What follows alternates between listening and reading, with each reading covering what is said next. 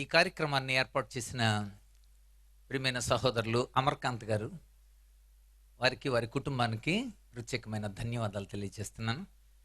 ఈ సృజనాత్మకతను చూస్తున్నప్పుడే అర్థమవుతుంది, అందులో అమరకాంతి, అమరమైన కాంతి. సో వచ్చిన వెంటనే మెర్రీ క్రిస్మస్ ఈ పదంలోనే ఉన్న నిజమైన కాంతి లేక శాంతి సందేశాన్ని వారు మనకు చూపించగలిగారు. కేవలం చిన్న పిక్చర్ ద్వారా కూడా వారికి వారి కుటుంబానికి చాలా ధన్యవాదాలు తెలియజేస్తున్నాను. ఇక్కడ ఇప్పటి వరకు ఉన్న ముఖ్యమైన అతిథులు, ఆఫీసర్స్కు ప్రత్యేకమైన నమస్కారాలు తెలియజేస్తున్నాను. అంతేకాకుండా ఈరోజు ముఖ్య అతిథిగా వచ్చిన జడ్జి గారికి కూడా ప్రత్యేకమైన వందనాలు తెలియజేస్తున్నాను. వచ్చిన మీకు అందరికీ కూడా క్రిస్మస్ శుభాకాంక్షలు తెలియజేస్తున్నాను. చాలా సంతోషదాయకమైన విషయం. నాకు ఇవ్వబడిన సమయాన్ని చాలా ఖచ్చితంగా నేను పాటిస్తాను. క్రిస్మస్, మెర్రీ క్రిస్మస్ అని రాశారు. క్రిస్మస్ రెండు పదాల కలయికతో ఉంది. Christ mass. క్రైస్ట్ అనే పదం గ్రీకులోని క్రిస్టోస్ అనే పదం నుండి వచ్చింది. క్రీస్తు లేక అభిషేకింపబడినవాడు, అభిషక్తుడు అని అర్థం. మాస్ అనే పదం లాటిన్ నుండి తీసుకున్నారు. మాస్ అనే పదానికి ఆరాధన లేక పూజ అని అర్థం. క్రిస్మస్ అంటే క్రీస్తుని ఆరాధించడం, క్రీస్తు పుట్టుక కాదు. చాలాసార్లు మన టెక్స్ట్ బుక్లో కూడా క్రిస్మస్ అని అంటే క్రీస్తు పుట్టుక అని రాశారు. కానీ వాస్తవికంగా క్రిస్మస్ అంటే క్రీస్తుని ఆరాధించడం లేక క్రీస్తుని పూజ చేయడం అని అర్థం. కనుక దేశాలన్నింటిలో కూడా ఈ పండుగ ఎలా జరుగుతుందో, పోయిన నెల చివరి గురువారం నాడు అమెరికా వాళ్ళు థ్యాంక్స్ గివింగ్ డే జరుపుకున్నారు. ఆ దినం నుండి క్రిస్మస్ వేడుకలు వాళ్ళు జరుపుకుంటున్నట్టుగా ప్రకటించారు. అదేవిధంగా మరి 1% క్రైస్తవులు కూడా లేని జపాన్ దేశంలో కూడా క్రిస్మస్ వేడుకలకు ఎలాంటి ఏర్పాట్లు జరుగుతున్నాయో మనకు అర్థమవుతుంది. మరి ఈఫిల్ టవర్ ప్యారిస్లో 2,50,000 విద్యుత్ దీపాలతో ఎలా అలంకరింపబడిందో మన వార్తల్లో చూస్తున్నాం.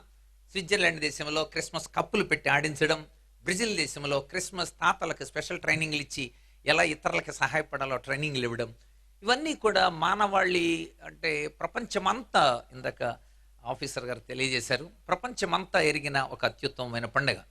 మనకు కూడా ఆప్షనల్ హాలిడేస్లో 24 ఈవ్ క్రిస్మస్ ఉంది, 26 బాక్సింగ్ డే అని ఉంటుంది. నిజానికి చాలా కాలం బాక్సింగ్ డే అంటే ఈ బాక్సింగ్ అనుకునేవాడిని. కానీ ప్రపంచంలో ఇతరులని ఆదరించడానికి కోసం గిఫ్ట్ బాక్సెస్ని ఇతరులకి ప్రజెంట్ చేస్తారన్నమాట. అది బాక్సింగ్ డే అంటే గిఫ్ట్ బాక్సెస్ని ప్రజెంట్ చేసే రోజు అది.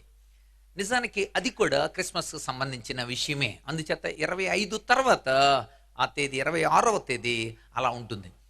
అదేవిధంగా మనం కూడా గుడ్ ఫ్రైడే కూడా మన యొక్క పండుగలలో మనకున్న పండుగ. ఇవన్నీ క్రీస్తుని గురించి సూచించే మనకు సూచనలు. ప్రపంచంలో ఏ గ్రీటింగ్ చూసినా లేకపోతే ఏ క్రిస్మస్ సంబంధించిన ఇమేజ్ చూసినా 3 ప్రధానమైన కలర్స్ మనకు కనబడతాయి. అందులో ఒకటి గ్రీన్ కలర్, రెండవది రెడ్ కలర్, మూడవది గోల్డ్ కలర్. మీరు ఏ గ్రీటింగ్ చూసినా ఈ 3 కలర్లు కనబడతాయి. ఈ 3 కలర్స్ క్రిస్మస్ కలర్స్, క్రైస్ట్మాస్ కలర్స్. ఎందుకంటే రెడ్ ఫర్ రిడెంప్షన్, విడుదల. మానవ జీవితానికి మానసికమైన ఆందోళన నుండి, సమస్యల నుండి, మన మీద దాడి చేసే ప్రతి విధమైన స్థితి నుండి విడుదల పొందుతాం మనం అని తెలపడానికి red for redemption. Green for eternity, నిత్యత్వాన్ని, అంటే మన జీవం స్థిరపరచబడి నిత్య జీవంగా మార్చబడుతుంది అనడానికి green for eternity. Gold for godliness, దేవుని యొక్క తత్వానికి, ఆయన మూర్తిమత్వానికి సాదృశ్యంగా మరి గోల్డ్ కలర్ ఉంటుంది. అందుచేత ఈ 3 colour, redemption, eternity and godliness, ఈ మూడింటిని యేసుక్రీస్తు ఆరాధన ద్వారా పొందుతారని క్రిస్మస్ కలర్స్గా మనం చూస్తూ ఉంటాం. కనుక దేవుడు ఈ లోకానికి దిగి వచ్చిన స్థితిని పుట్టుట అని అంటున్నాం, దాన్ని ఆరాధనగా చేస్తున్నాం. అయినా దేవుడు పుట్టడం ఏమిటి అనే ప్రశ్న నాలో చాలా కాలం ఉండేది. దేవుడు పుడతాడా? నేను కొన్ని సంవత్సరాల క్రితం లేను, అమ్మ కడుపులో ముందు నేను లేను, కానీ దేవుడు కూడా అలాగే ఉంటాడా అనే ప్రశ్నకు నిజానికి చిన్నప్పుడు నేను చదివిన చాలా శ్లోకాలు లేకపోతే నాకు ఇచ్చిన గురువులు చెప్పిన సందేశం ప్రకారం సజ్ఞానాదయా సింధో అగాధస్యానగా గుణ సేవ్యతామాక్ష్యోధిరాం శస్త్రీ చామృతాయ చ. ఓ ధీరులారా, జ్ఞానమునకు దైకు లోతైన సముద్రం వంటి వాడు దేవుడు. ఆయన గుణములు ఉత్తమలేనివి, ఎప్పుడూ కూడా నాశనము చెందని ఆ దేవుణ్ణి మీరు అంటే లోకంలో సంపదల కొరకు, సౌఖ్యం కొరకు, మోక్షం కొరకు సేవించండి అని చిన్నప్పటి నుండి చదివింపజేశారు. దేవుడు నిత్యుడై ఉంటాడు. హెబ్రీ భాషలో యాద్ అంటారు, అంటే ఇటాసియస్ గ్రీకులో never changing one, everlasting one. దేవుడు చావడు, దేవుడు పుట్టడు, దేవుడు నిత్యుడు. Bible says Isaiah 57 chapter verse 15 ఎలా వ్రాయబడింది? ఆయన నిత్య నివాసి, ఆయన నిత్యము ఉంటాడు. అంటే దేవుడు పుట్టాడు అంటే ఒకవేళ దేవుడు దిగొచ్చి ఉండాలి. నేను గ్రీకు సంబంధించిన బైబిల్ని చదివినప్పుడు, లాటిన్కి సంబంధించిన బైబిల్ని పరిశోధన చేసినప్పుడు, ఈ పుట్టుట అనే ప్రతి పదం దగ్గర లాటిన్లో ట్రెడుకీర్ అని ఉంది. ట్రెడుకీర్ ఆర్ లేదా ట్రెడుసీర్ అనే పదానికి టు ట్రాన్స్ఫర్ అని అర్థం. దేవుడు ఈ లోకానికి దిగి రావాలి, అంతే తప్ప దేవుడు పుట్టడు వాస్తవికంగా, దేవుడు చనిపోడు వాస్తవికంగా. అందుచేత అలాంటి చావు పుట్టుకలు లేని దైవత్వాన్ని, ఆయన మూర్తిమత్వాన్ని ఆరాధించడం నిజమైన క్రిస్మస్. కనుక యేసుక్రీస్తు మానవాళి జీవితానికి ఎలాగ తగినవాడు, ఆయన బోధలు ఇందాక అద్భుతమైన ఆఫీసర్ గారు చాలా చక్కని విషయాలు చెప్పారు. పంచభూతాల్లో ఒకరిగా కూడా చెప్పారు, చాలా అద్భుతమైన. అంతేకాకుండా పరిష్కారం యేసు బోధల్లో ఉంది అని అన్నారు. యేసుక్రీస్తు యొక్క బోధలు అంత ప్రభావితం చేశాయి. యేసు ప్రభు మానవాళికి ఇచ్చిన సందేశం ఏమిటి? ఆయన సింధ్ అయ్యుంటే మనము బింద్ అయి ఉండగలమా? ఆయన పరమాత్మ అయి ఉంటే మనం జీవాత్మ, ఆయన హోల్, మనం పార్ట్, ఆయన కాస్మాస్, మనం ఇండివిజువల్, మనం అలా ఉండగలమా? ఆయనలో మనము లీనమయ్యే స్థితి, లేక దేవుని యొక్క సమరూపం, బెత్సెలిం అని ఉంటుంది హెబ్రీ భాషలో, లైక్నెస్, ఆయనను పోలి, ఆయన వలె, ఆయన మూలముగా, ఆయనను బట్టి, ఆయన కొరకు మనము బ్రతకగలమా? ఇది సాధ్యమేనా అనే ప్రశ్నకు యేసు ప్రభు అద్భుతమైన సమాధానం ఇచ్చారు. అంటే యేసు ప్రభు ఈ లోకానికి శరీరధారిగా వచ్చిన ఆ దినాలలో మనకంటే బాగా చదువుకున్న గ్రీకులు ఉన్నారు, ఆ రోజుల్లో హేరోదీలు ఉన్నారు, ఆ రోజుల్లో రోమన్స్ ఉన్నారు, ఆ రోజుల్లో పరిచయులు ఉన్నారు, ఆ రోజుల్లో శాస్త్రులు ఉన్నారు, ఆ రోజుల్లో చాలా జ్ఞానవంతులు ఆ రోజుల్లో ఉన్నారు. యేసు ప్రభుని చాలా అద్భుతమైన ప్రశ్నలు వారు అడగగలిగారు. అయితే యేసు ప్రభు వాళ్ళకి ఇచ్చిన సమాధానం ఏంటి? ఈనాడు మనకున్న ప్రశ్నలన్నిటికీ కూడా ఈ బైబిల్ సమాధానం చెబుతుంది అని ఇందాక గుర్తు చేశారు. నిజమే, మనకున్న ప్రతి ప్రశ్నకు మన జీవితమే ఒక క్వశ్చన్ మార్క్ అయితే, క్వశ్చన్లోనే కింద క్వశ్చన్ మార్క్లో కింద ఫుల్ స్టాప్ ఉంటుంది. మన జీవితమే ప్రశ్న అయితే దేవుడు ఖచ్చితంగా ఆన్సర్ అయి ఉంటాడు, ఉండాలి. ఎందుకంటే ఆయన సమస్తము ఎరిగిన వాడై ఉంటాడు. కనుక యేసు ప్రభువు మీద చాలా సుమారు నేను ఎరిగి ఒక 3 ప్రధానమైన రీసెర్చ్లు జరిగాయి. 1903వ సంవత్సరం, 1953వ సంవత్సరం, 1972వ సంవత్సరం. ఈ 3 పరిశోధనలు కూడా యేసు ప్రభు ఏమై ఉన్నాడు, ఆయన యొక్క విశిష్టమైన గుణాత్మకమైన లక్షణాల్లో మనిషి శరీర, లేకపోతే అంటే మానవుడా, లేక దేవుడా, లేక మానవుడైన దేవుడా, లేక దైవ నరుడా అన్న విషయాలు చాలా స్పష్టంగా ఆ రీసెర్చ్లో వాళ్ళు తేలిన. వికీపీడియాలో కూడా ఆ రీసెర్చ్లను పెట్టారు. దాన్ని మనం ప్రధానంగా పరిశీలన చేస్తే ఆయన హైపోస్టాటిక్ యూనియన్ అని అనబడిన ఒక అద్భుతమైన లక్షణాంశాన్ని కలిగి ఉన్నాడని శాస్త్రవేత్తలు నిరూపించబడిన సత్యం. హైపోస్టాటిక్ యూనియన్, సైకలాజికల్గా హైపోస్టాటిక్ యూనియన్ అంటే ద్విగుణీకృతమైన 2 లక్షణాలు ఆయనలో సంపూర్ణంగా ఉన్నట్టుగా శాస్త్రవేత్తలు నిరూపించారు. ఈ మధ్యన మీరు చూస్తుంటారు, 6 నెలల క్రితం అసలు యేసు ప్రభు యొక్క విశిష్టమైన విశేషాంశాలని ఈరోజు నేను మీతో పరిచయం చేస్తాను. మనకి ఆయనకి మధ్య ఎలాంటి సంబంధాన్ని మనం కలిగి ఉండొచ్చు, ఆయన బోధలు మన జీవితాలలో. నేను మానసిక శాస్త్రం చదివాను, మానసిక శాస్త్రాన్ని పరిశోధన చేశాను.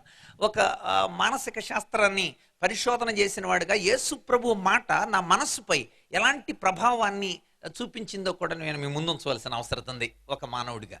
ఎందుకంటే దేవుని యొక్క గుణాత్మకమైన లక్షణం నేనే కలిగి ఉంటే నా జీవితాల్లో మార్పు అనివార్యం.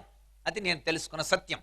యేసు ప్రభు మానవాళికి ఎంత దగ్గరయ్యాడో, ఎంత ప్రభావాన్ని చూపించాడో ఒక విషయాన్ని మీకు చూపిస్తాను. 6 నెలల క్రితం ఒక సర్వే తెలిసింది. అదేమిటంటే 2000 సంవత్సరాలలో, 2016వ సంవత్సరం అనుకోండి, 2000 సంవత్సరాలలో అత్యంత ప్రభావితం చేసిన వ్యక్తి ఎవరు అని సుమారు 1000 కంటే ఎక్కువ మంది మనుషుల్ని తీసుకొని రీసెర్చ్ చేశారు లండన్లో. ఆ ఒక ఆర్గనైజేషన్ సుమారుగా 3 సంవత్సరాలు ఆ రీసెర్చ్ జరిగింది.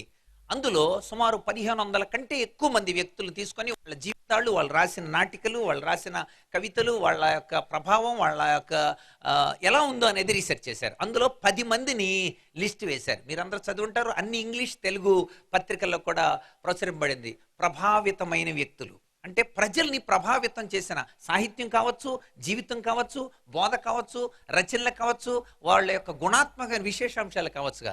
2వ స్థానంలో నెపోలియన్ బోనాపార్టీ ఉన్నాడు. 3వ స్థానంలో షేక్స్పియర్ ఉన్నాడు. 4వ స్థానంలో మహమ్మద్ ప్రవక్త గారు ఉన్నారు. 5వ స్థానంలో అబ్రహాం లింకన్ ఉన్నాడు. 6వ స్థానంలో జార్జ్ వాషింగ్టన్ ఉన్నాడు. 7వ స్థానంలో హిట్లర్ ఉన్నాడు. 8వ స్థానంలో జీవశాస్త్రపిత అరిస్టాటిల్ ఉన్నాడు. 9వ స్థానంలో ది గ్రేట్ అలెగ్జాండర్ ఉన్నాడు. 10వ స్థానంలో అమెరికా మాజీ అధ్యక్షుడు జెఫర్సన్ ఉన్నారు. ప్రథమ స్థానం యేసు ప్రభు కలిగి ఉన్నారు. ఈ విషయం నన్ను చాలా ఆశ్చర్యాన్ని పుట్టించింది. ఎలాంటి ప్రభావం, అంత ప్రభావశీలి అంటే సుమారుగా 1500 కంటే ఎక్కువ మంది వ్యక్తుల్ని తీసుకొని వాళ్ళ జీవితాలని, అది కూడా వికీపీడియాలో ఆ రీసెర్చ్ కూడా పెట్టారు. అది కూడా చూస్తున్నప్పుడు చాలా ఆశ్చర్యకరమైన విషయాలు మనకు బోధపడుతూ ఉంటాయి. ఎందుకంటే దేవుని యొక్క ప్రభావితమైన అంశాలు ఏంటి, ఎందుకు మానవాళికి ఇంత దగ్గరగా రాగలిగాడు ఆయన? మనము 2013 యొక్క సర్వే చూస్తే ప్రపంచంలో ఏదో ఒక దేవుణ్ణి నమ్ముకున్న వారు 5.9 బిలియన్లు ఉన్నారు. 5.9 బిలియన్లు. అందులో యేసు ప్రభువుని నమ్ముకున్న వాళ్ళు 2.2 బిలియన్లు. అంటే 32% యేసు ప్రభువుని నమ్ముకున్న వారు ప్రథమ స్థానంలో ఉన్నారు ఆ సర్వేలో. దీన్ని బట్టి యేసు ప్రభు యొక్క మాటలు, యేసు ప్రభు యొక్క జీవితం మానవాళికి ఎలాంటి ప్రభావాన్ని తీసుకొచ్చింది అనని. నిజంగా యేసు ప్రభువులో దైవత్వానికి సంబంధించిన విషయాలు మనం తాత్విక గ్రంథాలు చదివితే సత్యం జ్ఞానమనంతం దైవం, సత్యం దైవం, జ్ఞానం దైవం, అనంతం దైవం, సత్యం జ్ఞానమనంతం దైవం అని రాశారు. సత్యమే దైవమై ఉండాలి, జ్ఞానమే దైవమై ఉండాలి, అనంతమై ఉన్నవాడు దైవమై ఉండాలి. యేసు ప్రభు ఈ లోకానికి వచ్చేటప్పుడు చెప్పారు, ఆయన చెప్పింది ఏమిటంటే నేనే సత్యాన్ని అన్నారు. యోహాను సువార్త 14:6 బైబిల్లో ఉంది. నా మాటలే సత్యం అన్నారు. యోహాను సువార్త 17:17 ఉంది. నేను మీకు ఇచ్చే నా ఆత్మ లేక స్పిరిట్ ఆఫ్ గాడ్, నేను నన్ను నమ్మినప్పుడు మీలో ఉంచే నా ఆత్మ కూడా సత్యమే అని చెప్పాడు ఆయన. యోహాను సువార్త 16:8. అంటే ఆయన సత్యమై ఉన్నాడు అని. ఆ రోజుల్లో ఆయన మాటలు తప్పుపట్టుకోవడానికి కోసం శాస్త్రులు, పరిచయులను ఉండేవారు. వాళ్ళు ఒకరోజు యేసు ప్రభు దగ్గరకు వచ్చి ఇలా అన్నారు, బోధకుడా, మత్తయి సువార్త 22:16 ఈ మాట రాయబడింది, బోధకుడా, నీవు సత్యవంతుడు అయ్యుండి దేవుని యొక్క మాటను సత్యముగా బోధించుచున్నావనియు, ఎవరిని లక్ష్య పెట్టవనియు, మోమాటము లేనివాడవనియు మాకు అర్థమైంది. ఆ రోజుల్లో ఆయన చుట్టూ తిరిగి ఆయన తప్పుల్ని పట్టుకోవాలనుకున్న వాళ్ళు కూడా ఇచ్చిన స్టేట్మెంట్ ఏంటంటే, నువ్వు సత్యవంతుడు అయి ఉన్నావని మాకు అర్థమవుతుంది, నీవు మొహమాటం లేనివాడమని. దేవుడికి మొహమాటం ఏంటి? దేవుడు మొహమాట పడితే మానవులు తమ స్థితి నుండి బయటికి రారు. పిల్లవాడి విషయంలో మాస్టర్ మొహమాట పడాల్సిన అవసరం లేదు. డాక్టర్ కూడా ఎవరన్నా కణితితో, కడుపు నొప్పితో బాధపడతా, అమ్మో నువ్వు నీ ఆపరేషన్ చేస్తే 21 రోజులు బాధపడతావమ్మా, నొప్పి 11 రోజులు చాలా ఎక్కువ ఉంటుందమ్మో అని డాక్టర్ ఫీల్ అయిపోతే దెబ్బకి పేషెంట్ చచ్చిపోద్ది. దేవుడు కూడా అంతే. డాక్టర్ గారి పదునైన కత్తి పేషెంట్ని రక్షిస్తుంది. దేవుని యొక్క మాట కూడా అంత బలమైంది. మరి సెయింట్ పాల్ హీబ్రూస్కు రాస్తూ తన లెటర్లో ఇలా రాశాడు 4:12 దేవుని వాక్కు సజీవము గలదై, బలము గలదై, ఎటువంటి 2 అంచులు గల ఖడ్గము కంటెను వాడిగా నుండి ప్రాణాత్మలను, కీళ్లను, మూలుగును విభజించునంత మట్టుకు దూరుచు హృదయం యొక్క తలంపులను, ఆలోచనలను శోధించుచున్నది. అంటే పవర్ఫుల్ వెపన్. దేవుని మాట్లాడితే మనిషి జీవితంలో, కొంతమంది మాట్లాడితే చాలా ఆదరణగా ఉంటుంది, నిజమే. కొంతమంది మాట్లాడుతున్నప్పుడు అలా అనిపిస్తుంది. కొంతమంది డాక్టర్లు మాట్లాడుతుంటే సగం జబ్బు అక్కడే తగ్గిపోతుంది. జబ్బు కంటే జబ్బును గురించిన ఆలోచనే మనిషిని కృంగతీస్తుంది కనుక జబ్బును గురించిన వివరణ కంటే జబ్బు ఎలా తగ్గుద్దో చెబుతున్నప్పుడు డాక్టర్ గారి మాటలు అనేక మందికి ఆదరణ కలిగిస్తుంది. మరి దేవుడే మాట్లాడితే మనుషుల మనస్సులను ఎరిగి మాట్లాడేవాడు దేవుడు. ఒక సైకాలజిస్ట్గా పిల్లలకి ఈ మధ్య మేము 112 కాలేజీలకు వెళ్ళాం. 76 డిగ్రీ కాలేజీలు, 22 జూనియర్ కాలేజీలు, 10th క్లాస్, ఐటీఐ, పాలిటెక్నిక్, వీళ్ళందరికీ వాళ్ళకి ఫియర్ రిడక్షన్ అంటే వాళ్ళకి భయాన్ని తొలగించడానికి కోసం పరీక్షల్లో వాళ్ళకున్న సమాధానాలు ఇవ్వడం కోసం అడగండి, చెబుతా, మీకున్న డౌట్స్ ఏంటి. చిన్న పిల్లలకి చిన్న సమస్యలు, కొన్ని పెద్ద సమస్యలు అయితే అది అవుట్ ఆఫ్ క్వశ్చన్ అని అంటాం. కానీ దేవుడు అలా కాదు. సమస్తము ఎలా చెప్పగలడంటే హృదయాంతరంగాలను ఎరిగినవాడు ఆయన. ఆ రోజుల్లో యేసు ప్రభు కాలంలో ఆయన ఏమని ప్రార్థన చేసేవారంటే, బైబిల్లో ఉంది, యాక్ట్స్ చాప్టర్ 1:24, అందరి హృదయములను ఎరిగి ఉన్న ప్రభువా. మనం ఎరగలేం, దేవుడైతే మనసెరిగి మాట్లాడతాడు. హృదయము నందాలోచన హృదయనాధునికే ఎరుక, ఉదయము ఎరుగక తిరిగడి బుద్ధిహీనులకే వెరుక. హృదయము నందలే ఆలోచన హృదయనాథుడికే తెలుసు. దేవుడే దిగొస్తే, ఆయనే సత్యమై ఉంటే సత్యం చెబుతాడు ప్రతి ఒక్కడికి. అందుకే యేసు ప్రభు అన్నాడు, నేను సత్యాన్ని, ఈ సత్యాన్ని మీరు నమ్మితే సత్యము మిమ్ములను స్వతంత్రులుగా చేస్తుంది అని అన్నాడు. అందుచేత దేవుడు చెప్పే మాట సత్యం. అందుకే నెల్సన్ మండేలా లాంటి వాళ్ళు గుండెల మండేలా జైల్లో పాటలు పాడారు. హొంగే కామియా, ఈ పాటలు మనం వింటాం. ఏంటది? అందులో మనం ఆ వచనాన్ని ట్రాన్స్లేట్ చేసుకుంటే, the truth shall make us free, the truth shall make us free, the truth shall make us free one day, oh deep in my heart I do believe the truth shall make us free some day. ఏదో ఒక రోజున సత్యం మమ్మల్ని స్వతంత్రులు చేస్తుంది. అలా నమ్మారు. యేసు ప్రభు చెప్పాడు, నా మాట సత్యము అని అన్నాడు. దేవుని మాట సత్యమై ఉంటే, ఖచ్చితంగా సత్యాన్ని నమ్మితే సత్యము స్వతంత్రులు చేస్తుంది మనల్ని. ఇది వాస్తవమైన విషయం. ఎందుకంటే సత్యము పరిస్థితులను బట్టి మారదు. సత్యము ఎప్పటికీ సత్యమే. సత్యం రుజువులతో ఉంటుంది. సత్యం తను తాను నిరూపించుకుంటుంది. సత్యం వచ్చిన తర్వాత అసత్యం స్టేజీ దిగి వెళ్ళిపోతుంది. అందుచేత దేవాది దేవుడు తన్ను తాను సత్యంగా తన్ను తాను కనపరుచుకున్నాడు. సత్యం 2-4 అనేది సత్యమైతే అమెరికా వెళ్ళినా సత్యమే, ఇండియాలో ఉన్నా సత్యమే, జర్మనీలో కూడా సత్యమై ఉంటుంది. సత్యం ఎప్పుడూ సత్యమే. సత్యాన్ని అణచలేరు, సత్యాన్ని పాతిపెట్టలేరు. సత్యం 3వ దినాన తిరిగి లేచి వచ్చినట్లుగా తన్ను తాను నిరూపించుకుంటుంది. కారణం సత్యం రుజువులతో ఉంటుంది గనుక. దేవుడే సత్యమై ఉంటే, అందుచేత నేను సత్యమై ఉన్నాను మనం కూడా చెప్పుకుంటాం కదా, అసతోమా సద్గమయ తమసోమా జ్యోతిర్గమయ. తమస్ చీకటిలో ఉన్నామనైనా మాకు వెలిగి, అసత్యంలో ఉన్నామనైనా మాకు సత్యాన్ని బోధించు. అసలు దేవునికి మన తాత్వికులు పేరు పెట్టారు సచ్చిదానంద అని. ఆ పదానికి అర్థం ఏంటో తెలుసా? సత్ చిత్ ఆనంద అని అర్థం. సత్ సత్యమై ఉంటాడు దేవుడు, చిత్ చిత్తాన్ని కలిగి ఉంటాడు దేవుడు, ఆనంద స్వరూపై ఉంటాడు దేవుడు. సర్వం దుఃఖమయం వివేకి నాన్, అంతా దుఃఖమేరా అనంటే దేవుడు వచ్చి చెబుతాడు, అంతా సంతోషమే నాన్న. ఈ సంతోషాన్ని అనుభవించాలంటే, ఈ దుఃఖం నుండి బయటపడాలంటే ఒక అద్భుతమైన ఆలోచన సరళి మన లోపలికి రావాలి. దైవభక్తులు చెరసాలలో వేసినా పాటలు పాడారంట. దైవభక్తులను అగ్గిల్లో వేస్తానంటే వాళ్ళు సంతోషంతో వెళ్ళారంట. శ్రమలు అనుభవించడానికి తమను తాము అప్పగించుకున్నారంట. అలాంటి సంతోషకరమైన జీవితం మానవ జీవితంలో ఎలా వస్తుంది? ఒక సత్యాన్ని నమ్మినప్పుడు, ఒక సత్యాన్ని తమ హృదయంలో చేర్చుకున్నప్పుడు. యేసు ప్రభు వచ్చి ఆ సత్యాన్ని నేను చెప్పడానికి ఇష్టపడుతున్నాను అని అన్నాడు. యేసు బోధ చాలా విశిష్టమైంది. మహాత్మా గాంధీ గారు మై ఎక్స్పెరిమెంట్ విత్ ట్రూత్ అనే పుస్తకం రాశారు. అందులో 113వ పేజీలో ఆయన చాలా అద్భుతంగా యేసు ప్రభుని గురించి రాశారు. ఆయన రాస్తూ అంటాడు, Jesus Christ crucifixion the great moral to the world. యేసు ప్రభు యొక్క శిలువ మరణంలోని దీనత్వాన్ని నేను చూశాను.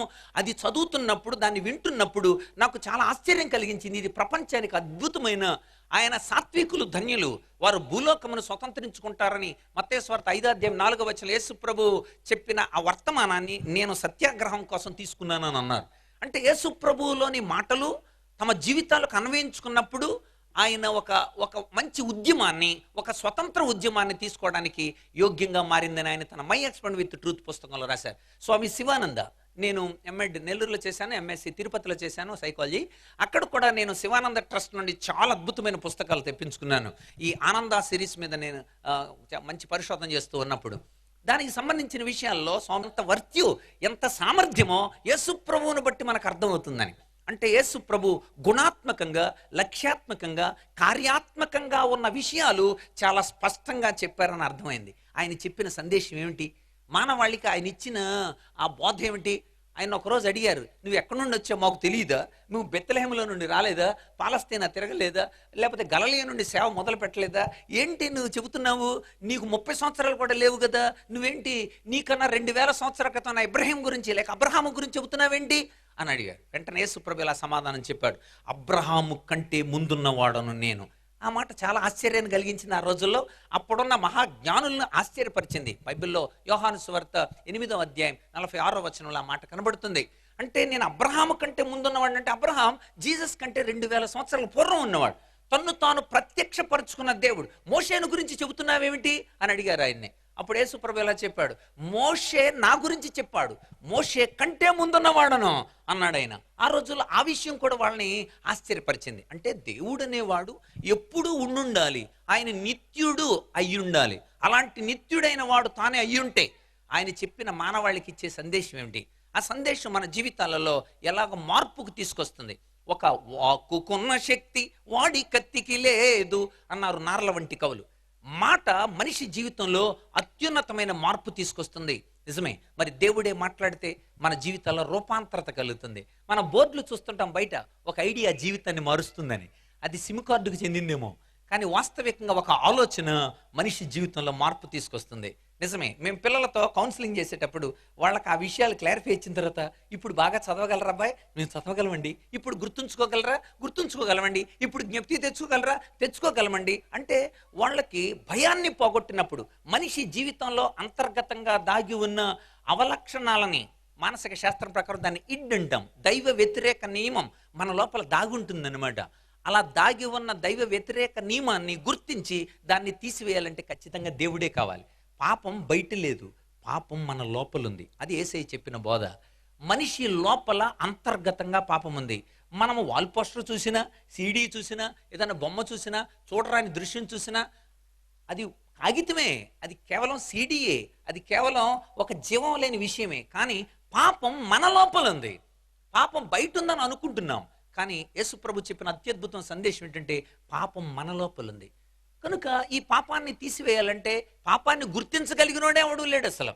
అవును, కొండ అతుకవచ్చు, కొండ నెత్తగవచ్చు, లెక్కబెట్టవచ్చు చుక్కలెన్నో, పాప చిత్త వృత్తి పరికించలేమురా, కావ్య రస విచార కవి కుమారా. ఎంత చక్కగా రాశారు. కొండలను అతికించవచ్చు ఫెవిక్విక్లతో, ఓకే, కొండలను ఎత్తేయచ్చు జేసీబీ క్రేన్లతో, చుక్కలను లెక్క పెట్టవచ్చు టెలిస్కోపులు పెరిస్కోపులతో.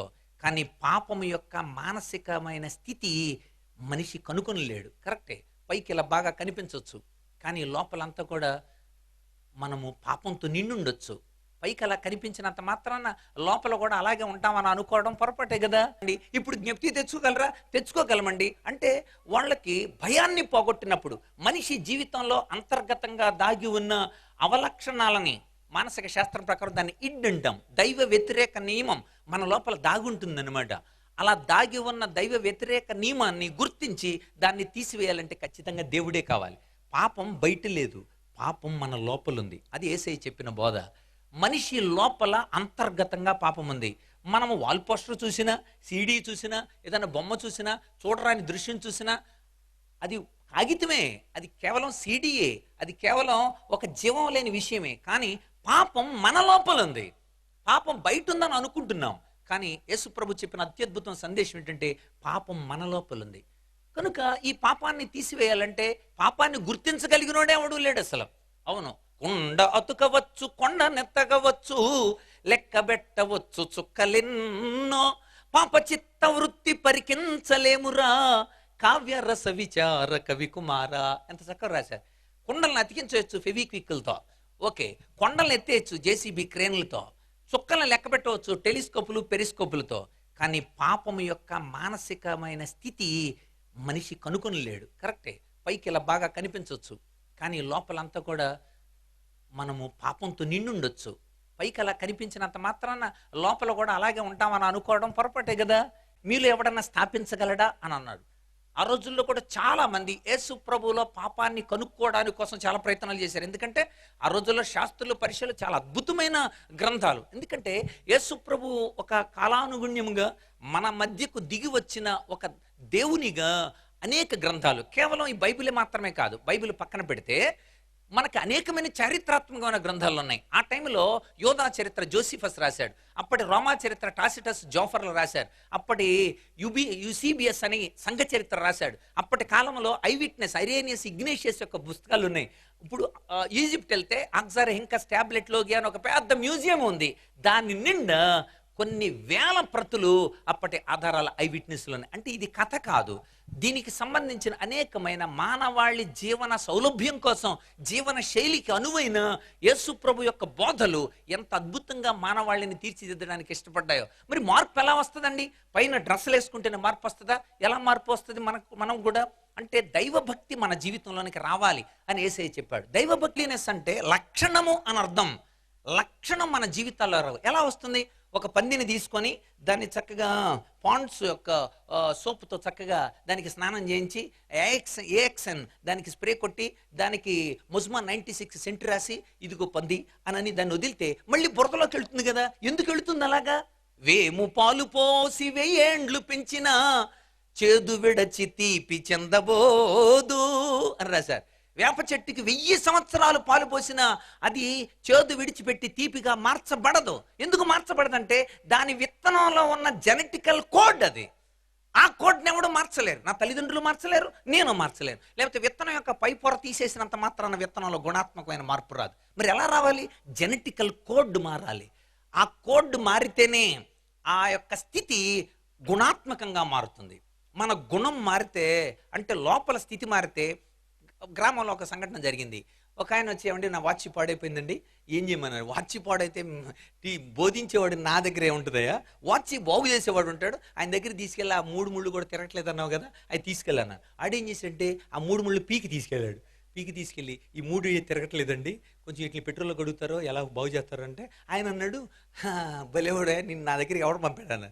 ఆ మాస్టర్ పంపారు. భలేవాడే, ఆ మాస్టర్కి బుర్రలేదా, తెచ్చి నీకు కూడా బుర్రలేదా, ఈ 3 ముళ్ళ కింద మిషన్ ఉంటుంది, మిషన్ అది తెస్తే దాన్ని బాగు చేస్తే అప్పుడు ముళ్ళు బాగా తిరుగుతాయి అన్నాడు. తిరిగి వచ్చి నాతో చెప్పాడు, అయ్యా మిషన్ తీసుకెళ్ళాలంట. నిజమే, మన హృదయం బాగైనప్పుడు మన క్రియాత్మకమైన విషయాలు మార్పు వస్తుంది.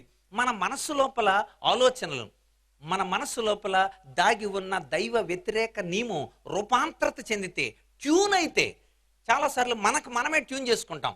గ్రామాల్లో జరిగే సంఘటన ఏంటంటే, ఇదిగో ఏమే, నేను ఈ రోజు నుండి 1వ తారీఖు నుండి నేను ఇక మందు తాగను, నీ మీద ఒట్టా అంటుంటాడు అన్నమాట భర్త. అమ్మో ఎంత మంచి వాళ్ళండి మీరు, 1వ తారీఖు నుండి మందు తాగరంట, చాలా సంతోషం అండి. అయితే 2వ తారీఖున ఇదిగో అనవసరంగా పెట్టారే ఒట్టు, సురసురలు ఆడిపోతుంది నోరు, ఏం చేస్తామంటావు అని అంటాడు. సరే మరి ఈ ఒట్టు పెట్టానుగా, తప్పదే 3వ రోజున, ఏమే ఊళ్ళంతా వణుకొచ్చేస్తుంది, పళ్ళని తీపులు పెట్టేస్తుంది, నాకు వెళ్ళిపోవాలి, అయినా నీ మీద ఒట్టేసానా, తప్పదు ఏం చేస్తాం అంటాడు. 4వ రోజున ఇక ఏం చేస్తాం, ఇక బాబా డ్రైవ్ అనమాట, మనిషిలో తనకు తెలియకుండానే డ్రైవ్ కలుగుతూ ఉంటుంది. ఇక వెళ్ళిపోవాలనుకుంటున్నా, నీ మీద ఒట్టేసానే, ఇక తప్పదు అబ్బా అని ఫీల్ అయిపోతుంటాడు. 6వ రోజున వెళ్ళిపోయి డైరెక్ట్గా 5 రోజులు తాగేస్తాడు. అంటే మనిషి తనకు తానుగా నిర్ణయం చేసుకుంటే స్థితి ఇలాగే ఉంటుంది. అంటే ఒక సూపర్ న్యాచురల్ పవర్ మన జీవితంలోకి రావాలి. అది దైవశక్తి లేక దేవుని ఆత్మశక్తి అయి ఉండాలి. అది దేవుడు చెప్పింది. అందుచేత దైవ భక్తి లేక దేవుని యొక్క లక్షణం మన జీవితాల్లో పాపం నుండి దూరం చేస్తుంది అని చెప్పాడు. పాపం చేయకుండా నా మాటలు, నా ఆత్మ, నా రక్తం నీ జీవితాల్లో మార్పు తీసుకొస్తుంది అని చెప్పిన యేసయ్య బోధ ఆ రోజుల్లో చాలా మందిని పాపానికి దూరంగా ఉంచింది. అవును కదా. రక్తి లేని ఆట రాత్రి నిద్దుర చేటు, భక్తి లేని పూజ పత్రి చేటు, నీతి లేని చదువు జీతాల చేటురా, లలిత సుగుణ జాల తెనుగుబాల. జంజాల పాపేశ్వస్త్రి గారు తెనుగుబాల రాసి వారి పిల్లలందరికీ పంచండి అన్నాడు పాపం ఆయన. అందులో ఇలా రాసి, రక్తి లేకపోతే ఇలా కూర్చొని ఉండటం దండగే కదా, భక్తి లేకపోతే పత్రి చేటు. దేవుడి దగ్గరికి వెళ్ళేటప్పుడు ధనమో, ధాన్యమో, ఫలమో, పుష్పమో, వస్త్రమో, పత్రమో ఏదో ఒకటి తీసుకెళ్తాం. దేవుడి దగ్గరికి వెళ్ళేటప్పుడు ధనమైనా తీసుకెళ్ళు, ధాన్యమైనా తీసుకెళ్ళు, ఆకైనా తీసుకెళ్ళు, పువ్వైనా తీసుకెళ్ళి, పండుని ఏది లేకపోతే ఆకైనా తీసుకెళ్ళి దేవుడి దగ్గర పెట్టు అని అన్నారు. నువ్వు ఇచ్చేటప్పుడు హృదయపూర్వకంగా ఆయన లక్షణం కలిగి ఉంటేనే దట్ ఈస్ భక్తి. ఆ లక్షణాలతో నువ్వు ఇచ్చిన, అసలు మనం ఆ భక్తి చేసేటప్పుడు పొద్దున్న వచ్చేవాడు ధర్మం చేయండి మనం అనుకో, పొద్దున్న మొదనష్టపోవడానికి వచ్చేవాను రా ఆగక ఇంకేం చేస్తాం మరి అని పట్టు, అది వేసేది ధర్మమే కావచ్చు, కానీ ఆ లక్షణం మన జీవితాల్లో కలిగి ఉండాలి. ఉపకార ధర్మాన్ని చెయ్యండి, కానీ దేవుడు కార్యానికి స్థానం ఇవ్వల, హృదయానికి స్థానం ఇచ్చాడు. అక్కడ చాలా చేరువయ్యాడు. ఆయన నువ్వు చేసే కార్యాన్ని బట్టి కాదు. ఆ రోజుల్లో అందరూ కానుకలు వేస్తున్నారు. ఒక పేద విధవరాలు 2 కాసులు వేస్తుంది. యేసు ప్రభు చూశాడు, చూసి ఇలాగ అన్నాడు, మీ అందరిలో కంటే ఆమె గండ్రురాలు అన్నాడు. ఎందుకని? హృదయపూర్వకంగా వేసింది. నడుము వంచి శిరము నడుము వంగి బలము కృంగి, లేమిలోనూ ఓర్మితోనూ కాసును ప్రభు కోసమిచ్చిన బీదరాలిదే క్రైస్తవం, బీదరాలిదే క్రైస్తవం, బీదరాలిదే క్రైస్తవం. ఎంత అద్భుతంగా రాశారు ఆ పాటలు. అంటే ఒక క్రైస్తవ్యానికి నిర్వచనం యేసు ప్రభు ఇచ్చిన బోధ. ఆయన బోధ ఎంత గుణాత్మకమైందో మనం ఇప్పుడు తెలుసుకోవాలి. నువ్వు కార్యం చేస్తున్నావని అందరూ చప్పట్లు కొడుతున్నారేమో, ఎలాంటి మనసుతో చేస్తున్నావో దానికి దేవుడు చప్పట్లు కొడతాడు.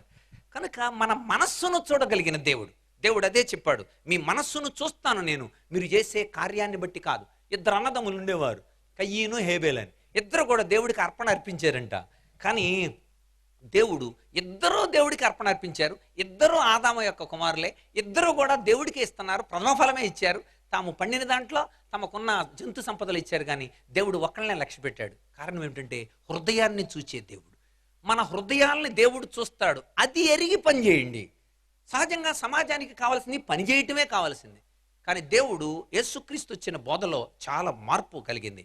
అనేక మంది అంటే పని చేస్తున్నప్పుడు మనుషులు చూడవలనని కాదు, కానీ అది ఉపవాసమైనా కావచ్చు, ధర్మమైనా కావచ్చు, లోకానికి సంబంధించిన సమాజ సేవ అయిన ఏదైనా కావచ్చు గాక, ఆ రోజుల్లో యేసు ప్రభు యొక్క బోధ హృదయానికి మార్పు చెందింది. అందుచేత చాలామంది ఆలోచించి రైట్ దేవుడు చూడాలరా ఈ పని అని తమ్మును తాము రూపాంతర వైపుకి యేసు ప్రభు బోధకు ఆకర్షింపబడ్డారు. యేసు ప్రభు ఈ లోకానికి వచ్చిన విషయం ఆ రోజుల్లో చాలామంది తమ తమ అనుమానాల్ని యేసు ప్రభు దగ్గర నిరూపించుకున్నారు, అంటే నిర్ధారణ చేసుకున్నారు సమాధానాల్ని. యేసు ప్రభు ఈ లోకంలో న్యాయానికి ధర్మానికి మధ్య ఉన్న అద్భుతమైన తేడాని చెప్పాడు. ఆయన బోధ మనిషి జీవితంలో న్యాయం అంటే ఏంటి, ధర్మం అంటే ఏంటి, ఈనాటికి చాలాసార్లు మనకు ఆ విషయం తెలియదు. న్యాయానికి ధర్మానికి మధ్య ఉన్న తేడా యేసు ప్రభు చాలా స్పష్టంగా ప్రతి విషయంలో కూడా న్యాయానికి ధర్మానికి తేడా చెబుతూ ఉంటాడు. ప్రతి విషయంలో కూడా ఒక ఉదాహరణ మీకు చెబుతాను నేను. యేసు ప్రభు ఒకళ్ళ ఇంట్లోకి వచ్చాడు. వస్తే వాళ్ళు యేసు ప్రభు వచ్చారని అక్క చెల్లెళ్ళిద్దరు కూడా భోజనం చేయటం భోజనం అంతా సిద్ధపరుస్తూ ఉన్నారు. అందులో ఒక ఆమె మరి అనబడిన ఆవిడ యేసు ప్రభు యొక్క బోధ కోసం వెంటనే వంటగదిలో నుండి యేసు ప్రభు పాదాల దగ్గరికి చేరింది. వెంటనే ఆ అక్క వచ్చి యేసు ప్రభుని అడిగింది, ప్రభువా నువ్వు మీటింగ్ అయిన తర్వాత ఈటింగ్ ఉండదా? ఉంటుంది కదా, నా చెల్లి నన్ను విడిచిపెట్టేసి నీ దగ్గర బోధ వినటానికి వచ్చింది, ఇది న్యాయమేనా? కనుక నువ్వు నా చెల్లిని పంపించు అని అడిగింది. యేసు ప్రభు అన్నాడు, న్యాయం అడిగే వాళ్ళకి ధర్మం తెలిసి ఉండాలమ్మా. న్యాయం ఎవడైతే అడగాలని అనుకున్నాడో వాడికి ధర్మము తెలిసి ఉండాలి. ఎదటోళ్ళని ఇలా అడిగేటప్పుడు, లేకపోతే ఎదటోళ్ళని ఇలా వేలు పెట్టేటప్పుడు 4 వేళ్ళు మన వైపు చూస్తాయి అని తెలుసుకోవాలి గురువిందలు అన్నాడు. చాలా ఆశ్చర్యమే కదా. న్యాయాన్ని ప్రశ్నించేటప్పుడు ధర్మం కలిగి ఉండాలి. ధర్మం అంటే లక్షణాత్మకమైన విషయం. మనము ధర్మాన్ని కలిగి ఉన్నప్పుడు ఎదటోళ్ళని న్యాయం అడగచ్చు. కనుక ఈనాడు న్యాయానికి ధర్మానికి చాలామంది ఆ రోజుల్లో తాము లోపల వేరే రకంగా ఉండి పైకి చెబుతున్నప్పుడు యేసుప్రభు చెప్పాడు, సున్నం కొట్టిన సమాధులు మీరు అని అన్నాడు. ఆనాటి బోధ న్యాయానికి ధర్మానికి చాలా స్పష్టమైన తేడా చెప్పింది. ధర్మో రక్షితి రక్షిత, ధర్మాన్ని రక్షించండి, అది మనల్ని రక్షిస్తుంది అని తాత్వికులు ఎందుకు చెప్పారు? ధర్మం అంటే చార్లెస్ ఫిలిప్ బ్రౌన్ డిక్షనరీ ప్రకారం వేదోక్త విధి అని అర్థం. ఉక్తి అంటే మాట, విద్ అంటే జ్ఞానము, విధి అంటే చెయ్యాల్సిన పని. ధర్మము అనే పదానికి భిక్షం అని కాదు అర్థం. ధర్మము అంటే అర్థం ఏమిటంటే న్యాయముగా జ్ఞానంగా చెప్పబడిన చెయ్యవలసిన పని. అంటే చెయ్యాల్సిన పని ఏదైతే జ్ఞానంగా చెప్పబడిందో దాన్ని ధర్మం అంటారు. దేవుడు అన్నాడు, ఆ జ్ఞానాన్ని నేనే, సత్యం జ్ఞానం అనంతమై ఉన్న దేవుడు. ఆ జ్ఞానం ఇవ్వడానికి కోసం దేవుడు ఈ లోకానికి వచ్చినట్లు మనకు అర్థమవుతుంది. అంటే ఈనాడు మన జీవితాలలో కూడా యేసు ప్రభు ఒక జ్ఞానాత్మ స్వరూపుడిగా మన జీవితాల్లో ఉంటే ఆయన ఇచ్చే జ్ఞానం కేవలం భౌతిక సంబంధమైన జ్ఞానమే కాదు, ఆయన ఆధ్యాత్మికమైన జ్ఞానాన్ని. యేసు ప్రభుని ఒకరోజు అడిగారు, నువ్వు ఎక్కడి నుండి వచ్చేవానని. ఆయన, నేను పైనుండి వచ్చిన వాడును, మీరు క్రిందివారు. యోహాను సువార్త 8:23లో ఈ మాట ఉంటుంది బైబిల్లో. మీరు క్రిందివారు, నేను పైనుండి వాడను. మీరు ఈ లోక సంబంధులు, నేను ఈ లోక సంబంధుడను కాను. ఆ విషయం చాలా వరకు వెళ్ళింది ఆ రోజుల్లో. వాళ్ళు చాలాసార్లు చర్చలు జరుపుకొని యేసు ప్రభుతో ప్రశ్నలకు దిగారు. యేసు ప్రభు కూడా వాళ్ళకి సమాధానం చెప్పాడు. తాను ఏమై ఉన్నాడో, తాను ఈ లోకానికి ఎందుకు వచ్చాడో చెప్పాడు. అది మానవాళికి వెలుగైంది. ఆయన ఇలాగన్నాడు, నేను లోకానికి వెలుగుగా వచ్చాను. దేవుడు అనే పదానికి వెలుగు అని అర్థం. దేవుడు అనే పదమే సంస్కృతంలోని దేవహ అనే పదం నుండి వచ్చింది. దేవహ అనే పదానికి తెలుగులో మనం డూమువులు ప్రథమా విభక్తి కలుపుకొని దేవుడు అని అంటున్నాం. దేవహ అంటే అర్థం దివ్యతీతి దేవహ, దివ్యమైన తేజస్సు కలిగిన వాడు దేవుడు అని అర్థం. అసలు దేవుడు అంటేనే వెలుగు అని అర్థం. యేసు ప్రభు వచ్చి అన్నాడు, నేను లోకానికి వెలుగును. అంటే తన్ను తాను దేవునిగా ప్రత్యక్షపరుచుకున్నాడు. దేవుడు వెలుగై ఉంటాడు. ఎందుకు వెలుగు? యోహాను సువార్త 1:4లో ఉంది, ఆయన లోకంలోనికి వెలుగై వచ్చాను, ఆ వెలుగు మనుషుల్ని వెలిగించుచుండెను. మనిషి జీవితాలు వెలిగింపబడాలి, మనిషి జీవితంలో చైతన్యం కలగాలి, మనిషి జీవితం కళ్ళు తెరవబడాలి. కళ్ళు తెరిస్తే వెలుగురా, కళ్ళు మూస్తే చీకటిరా.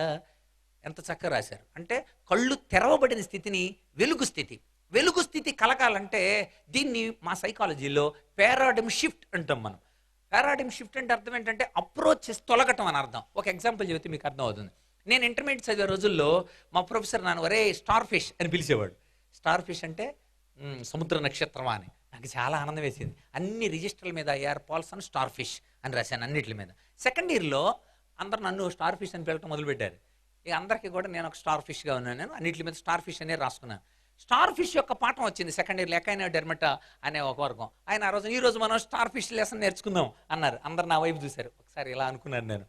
చాలా సంతోషం. Very good. బోర్డు మీద రాశారు ఆయన స్టార్ ఫిష్. ఆయన క్యారెక్టర్స్ రాస్తున్నానన్న number 1 starfish they have no brain అన్నాడు. అప్పుడు అర్థమైంది నాకు, ఆయన సంవత్సరంన్నర కాలం ఒరే మెదడు లేనోడా అని అన్నాడు అనమాట. అది తెలిసిన తర్వాత నా పుస్తకాలకు ఉన్న అట్లన్నీ చిరిగిపోయినాయి. ఒక్క పుస్తకానికి కూడా అట్టలేదు. ఎందుకంటే విషయం తెలపబడటమే వెలుగు కలగడం. దేవుని వాక్కు మనిషి జీవితాల్లో వెలుగిస్తుంది. దేవుడు మాట్లాడితే మన స్థితి మనకు తెలుస్తుంది. దేవుడు మాట్లాడితే నా జీవితం ఏంటో నాకు అర్థం అవుతుంది. This is called introspection. మనల్ని మనం తెలుసుకోవటం. మానసిక శాస్త్రంలో అంతరీక్షణ విధానం. మనల్ని మనం చూసుకోవటం. ఇంట్రా అంటే లోపలికి, స్పెక్టేషన్ అంటే చూసుకోవడం. యేసు ప్రభు యొక్క బోధ మనుషుల్ని లోపలికి చూసుకునేలా చేసింది. మీకు అందరికీ తెలిసిన ఎగ్జాంపుల్, అందరూ ఒక పాపాత్మురాలను తీసుకొచ్చి రాళ్ళు తీసుకొని కొట్టడానికి వచ్చారు. వస్తే ఎందుకు వచ్చారు మీరు అని అన్నారు. ఏమి వ్యభిచరిస్తుండగా పట్టుకున్నాం, ఇలాంటి దాన్ని రాళ్లతో కొట్టమని మన ధర్మశాస్త్రం ఘోషిస్తుంది అని అన్నారు. వాళ్ళు కొట్టాలా వద్దా అని అడిగారు. కొట్టండి అని అన్నారు అనుకో, నువ్వేమో రక్షకుడు అయ్యా, నువ్వు దేవుడివేమో రక్షించడానికి వచ్చావేమో, కొట్టమని ఎందుకన్నావు అని అదే రాళ్లతో ఆయన కొడతారు. వద్దు అని అన్నారు అనుకో, నీకు చట్టం ఏం తెలుసాయా, నీకు చట్టం తెలుసా, చట్టం తెలియనోడు ఎలా వచ్చావు అని రాళ్లతో కొడతారు. ఇంతకు వాళ్ళు రాళ్ళు తెచ్చింది ఆమెను కొట్టడానికి కాదు, నిజానికి కొట్టాలంటే అక్కడే కొట్టి చంపేసేవాళ్ళు. కానీ యేసుప్రభు దగ్గర ఎందుకు తీసుకొచ్చారంటే ఈ రాళ్ళు యేసుప్రభు మీద వేయాలని. యేసుప్రభు వెంటనే అన్నాడు, వెరీ గుడ్ కొట్టండి, అయితే ఒక్క చిన్న షరతు, పాపం లేనోడు కొట్టండి అన్నాడు. మీలో తప్పు చేయనోడు కొట్టండి అన్నాడు. అక్కడ ఇంట్రాస్పెక్షన్ జరిగింది. ఆయన మాట్లాడింది ఒక్క మాటే కావచ్చు కాక, కానీ అందరూ ఎవరి కళ్ళే లోపల చూసుకున్నారు. అందరూ రాళ్ళు విడిచి వెళ్ళిపోయారు అని ఉంది అక్కడ. అప్పుడు యేసుప్రభుడు, అమ్మ ఎవరు నీకు హాని చేయలేదా? యోహాను సువార్త 8వ అధ్యాయం మొట్టమొదటి 10 వచనాల్లో ఉంది, ఎవ్వరు నాకు హాని చేయలేదండి. నేను కూడా హాని చేయటానికి రాలేదమ్మా, కానీ ఇక్కడ నుండి పాపం చేయకు. ఎందుకంటే ఎవరి కళ్ళు చూసుకున్నారు. నేను కూడా తప్పు చేసినోడిగా, తప్పు చేసిందనేగా, నా తప్పుని నేను కడుక్కోలేక ఎదటోళ్ళ తప్పుని ఎప్పుడు కూడా దాడి చేయాలని ప్రయత్నం చేస్తున్నాను. అంటే దేవుని మాట మనిషి జీవితంలో లోపలికి చూడడానికి దేవుని మాట పనిచేసింది. ఆ రోజుల్లో సీమోను అని అనబడిన ఒక వ్యక్తి భోజనానికి పిలిచాడు. సహజంగా పెద్దల్ని భోజనానికి పిలుస్తారు, చాలా సంతోషం.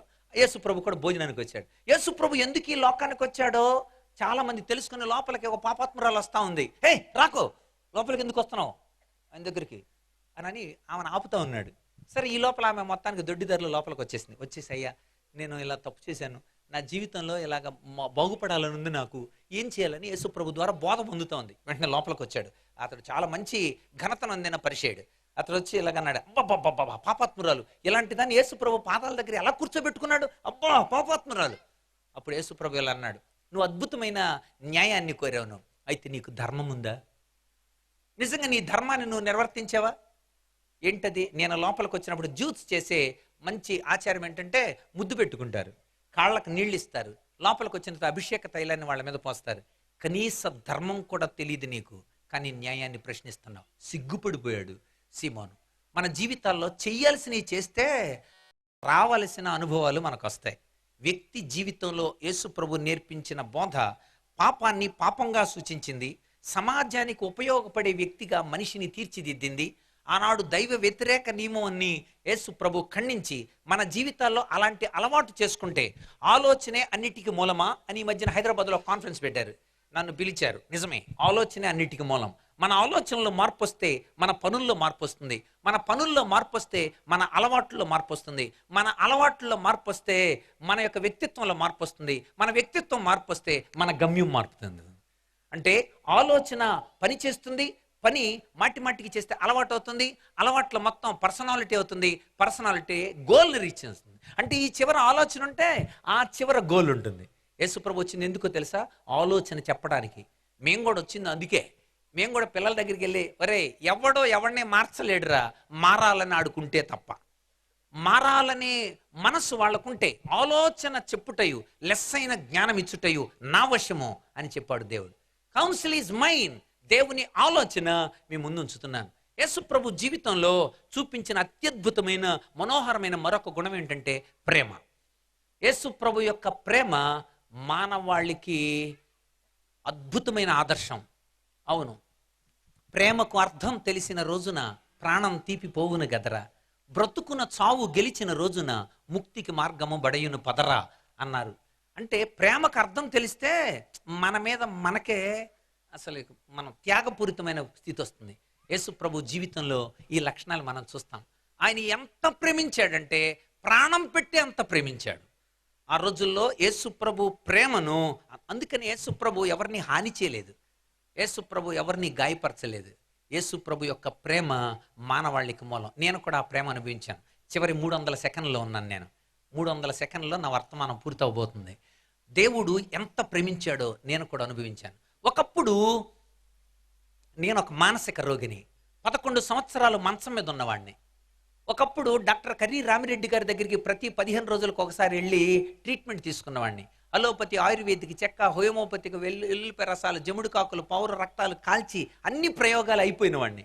వీడు సమాజానికి పనికిరాడు అని అనిపించుకున్నవాడిని. ఇంకొక మాటలో చెప్పాలంటే 10th క్లాస్ 7 సార్లు పోయినవాడిని. 3 సార్లు పోతేనే మెకానికల్ షెడ్కి దోసేస్తారు.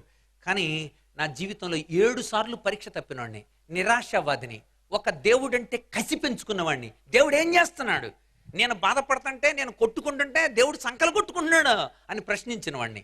మార్పు ఎలా కలిగింది?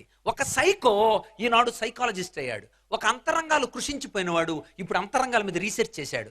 ఒకప్పుడు నేను ఎందుకు బ్రతుకుతున్నానని డైరీలో రాసుకున్నవాడు మనసా నిద్రపో, మరేమీ తలంచ కదమరిచి నిద్రపో, లోకులు కాకులు అరిచారని, లోకమంతా ఏకమే వచ్చిందని, నీ లోపాలు ఎత్తి చూపారని బాధపడకి, ఇప్పుడు మనసా నిద్రపో అని డైరీలో రాసుకున్నవాడు ఇప్పుడు మనసా మేలుకో, దేవుడు చేసిన కార్యాన్ని నీతిగా లోకానికి చెప్పు, ఆ నీతిని పాటించినప్పుడు లోకానికి, సంఘానికి మనం ఉపయోగపడతాము అని శాంతి సందేశం ఇవ్వగలుగుతున్నాడు. అది యేసయ్య ప్రేమ.